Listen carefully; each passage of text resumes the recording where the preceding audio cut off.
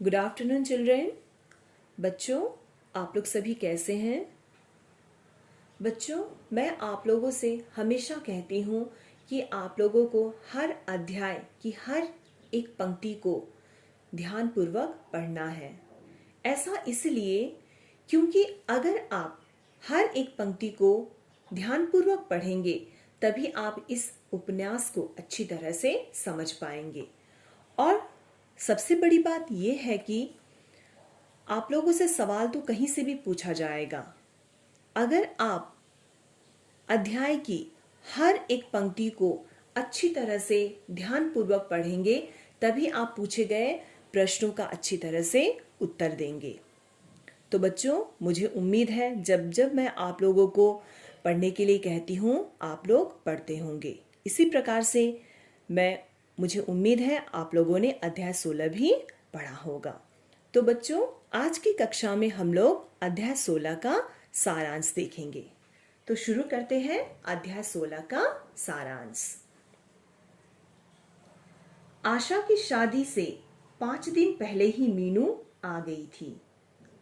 उसने शादी की तैयारियों में माँ और पिताजी की पूरी सहायता की।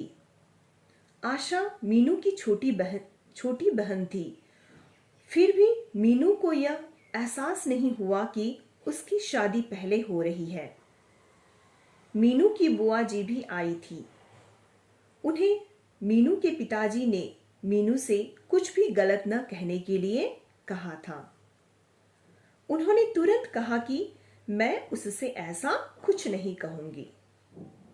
अगले दिन सुबह शादी की रस्में प्रारंभ हुई। सबसे पहले बड़ी बहन आरती उतारती है। मीनू की माँ ने जब मीनू से यह रस्म करने के लिए कहा तो बुआ जी ने इसका यह कहते हुए विरोध किया कि मीनू तो शादीशुदा नहीं है, इसलिए उससे यह रस्म करवाना ठीक नहीं है। मीनू की माँ ने कहा कि आजकल इन बातों को भला कौन मानता है? शादी की सभी रस्में तो मीनू ही करेगी। मीनू शादी के कार्य करने के लिए तैयार होने लगी। पड़ोस की सभी महिलाएं मीनू को कटाक्षपूर्ण नजरों से देख रही थीं। उनकी ऐसी निगाहों से मीनू बेचैन हो गई। मीनू ने संयम से काम लिया और पूरी रस्म करके ही वहां से हटी। मीनू जैसे ही रस्म करके कमरे के भीतर गई, उसका हृदय भर गया और उसकी आंखों से आंसू टपक पड़े। अगले दिन आशा के विवाह की रौनक पूरे घर में फैल गई थी। मीनू ने भी आशा की शादी में पहनने के लिए साड़ी खरीदी। जब वो तैयार हुई तो बहुत सुंदर लग रही थी। मीनू जब तैयार होकर नीचे पहुंची तो उसकी निगाह उन 2 औरतों पर गई जो उसे देखकर बातें कर रही थी। पहली महिला ने पूछा, इनकी बड़ी बेटी कहाँ है जिसकी अभी शादी नहीं हुई है? दूसरी ने मीनू की तरफ इशारा करते हुए कहा कि वो सामने हरे रंग की साड़ी पहने खड़ी है। तीसरी महिला बोली, लड़की तो बड़ी सुंदर है, फिर इसकी शादी क्यों नहीं हुई? इतना सुनकर पहली महिला बोली, क्या पता चलता है आजकल की लड़कियों का, बड़े नखरे होते हैं इनके।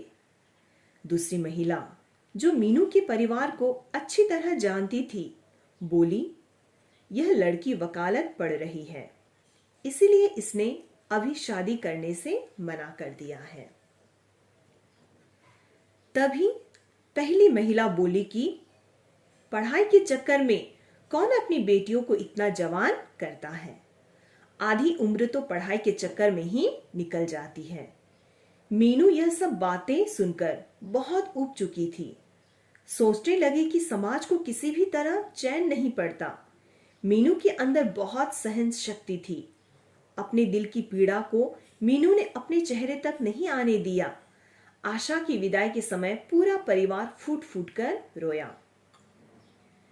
कैसी विचित्र घड़ी होती है। हर पल रहने वाली बेटी के लिए यह घर पराया हो जाता है। आशा के विदा होते ही मां अंदर जाकर रोने लगी।